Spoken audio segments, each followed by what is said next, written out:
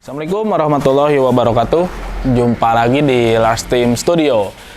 Agan-agan sekarang kita akan membahas cara pemilihan cat ya, dan cara pengecatan yang baik, tahapannya itu seperti apa.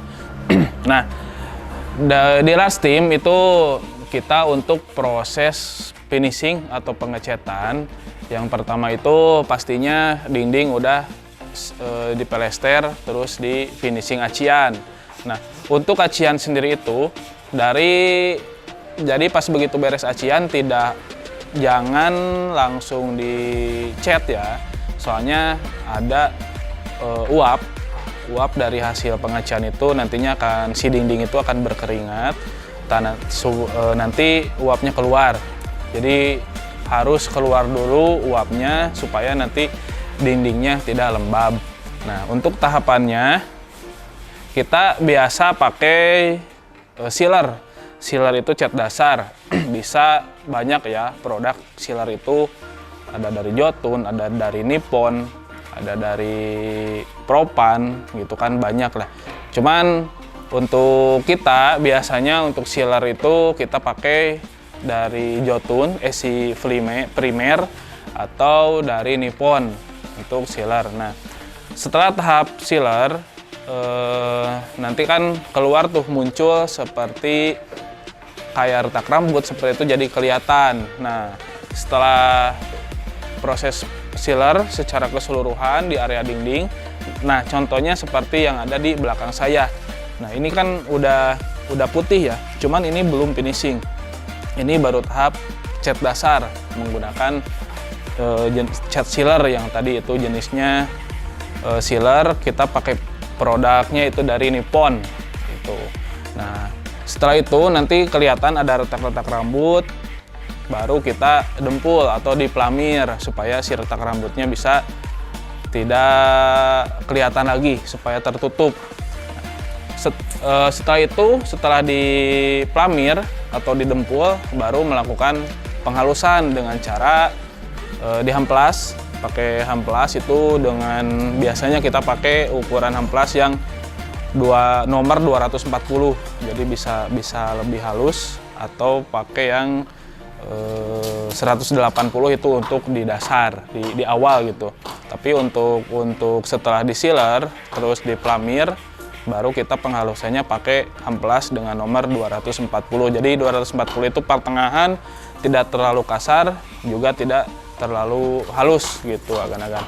Nah, setelah semuanya di sealer, setelah semua area dinding sudah diplamir dan dipastikan tidak ada retak rambut, terus dipastikan juga tidak ada acian yang terbuka atau kosong gitu ya, antara plesteran di keacian itu biasanya suka ada yang renggang. Jadi itu dari bunyinya juga pun bisa kelihatan seperti itu. Nah, baru kita masuk ke tahap pengecatan finishing. Nah, untuk pengecatan finishing ada berbagai merek, ada berbagai macam produk cat juga. Cuman di kita biasanya untuk di RAB di awal itu kita pakai Jotun. Jotun itu dengan yang tergantung spesifikasinya juga. Ada yang kualitas menengah, ada juga yang kualitas di atas. Nah, kita juga biasa pakai Nippon Elastex atau Nippon Spotless, bisa juga pakai Propan juga. Kalau di kita kebiasaannya di 3 produk itu. Untuk jenis catnya itu disesuaikan dengan RAB yang sudah direncanakan seperti itu. Nah, kalau misalkan Jotun, Jotun itu kan kita biasanya pakai yang antara interior dengan area eksterior itu kita berbeda ya, berbeda penggunaannya.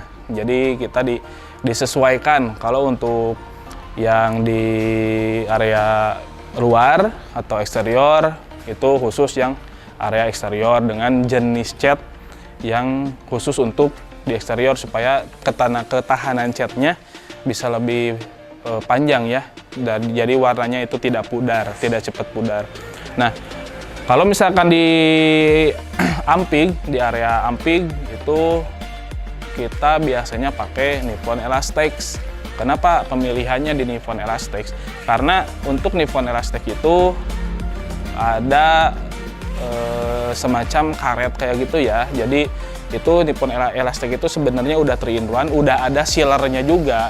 Jadi sebetulnya kalau misalkan pakai Nippon Elastex itu tidak perlu ada cat dasar lagi, tidak perlu di sealer lagi. Cuman karena kita terbiasa dengan melakukan 2 tahap, antara sealer dulu di cat dasar seperti ini, baru di finishing cat di akhir gitu kan, dijadikan gitu. Nah, biasanya untuk Nippon Elastex kita dipakai di luar, tapi ada juga kita biasa di area dalam juga kita pakai Nippon Elastex supaya ketahanan catnya itu bisa lebih bagus gitu kan. Nah, ada juga Nippon Spotless. Kalau misalkan Nippon Spotless itu di beberapa proyek ada yang pakai itu juga. Nah, mungkin itu sama dari Nippon ya produknya. Cuman untuk Nippon Spotless itu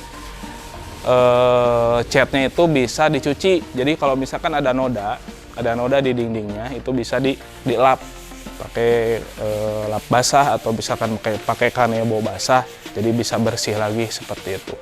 Nah, dari setiap produk cat juga itu spek yang seperti itu ada juga ya, cuman mungkin dari kualitas harga bisa berbeda gitu kan. Pasti kalau dari Jotun bisa lebih tinggi, di Nippon juga bisa lebih tinggi. Semakin tinggi kualitas cat berarti semakin tinggi juga harga catnya. Nah, kalau di kita itu biasanya disesuaikan dengan RAB. Jadi perencanaan awal pengecatannya pakai apa, cuman untuk standarnya di RAB itu kita biasanya pakai itu. Terkecuali ada pemilihan dari owner, pas begitu pekerjaan berjalan, saya mah catnya pengen misalkan pakai cat Jotun dengan kualitas yang nomor 1. Nah, itu kita paling ada perubahan di akhir, nanti ada pekerjaan adendum seperti itu. Nah, kalau untuk cat plafon kita pakai khusus yang untuk plafon. Nah, sekalipun memang untuk dinding juga pun bisa. Cuman kalau cat plafon itu dipakai di dinding memang agak gimana ya, jadi agak jelek gitu kan. Soalnya dari kualitas warna juga berbeda. Nah, sementara untuk di project ini kita pakai cat dari Jotun yang Jota Plus itu. Jota Plus kita pakai di cat plafon yang di project yang sudah berjalan gitu agak-agak. Nah, ada juga pemilihan dari Nippon Elastex dipakai di plafon ya, memang bagus gitu kan. Cuman kalau Nippon Elastex itu kan nanti hasilnya itu jadi kayak glossy lah, jadi kayak glossy gitu. Kalau misalkan disimpan di plafon, nanti ada pantulan cahaya dari lampu itu jadi kelihatan. Beda dengan pemilihan Jota Plus. Kenapa kita pemilihan Jota Plus? Kalau dari Nippon ada produknya Nippon 300 kalau nggak salah. Itu kan lebih ke semacam matte lah. Jadi dop enggak, glossy juga enggak. Jadi itu pertengahan.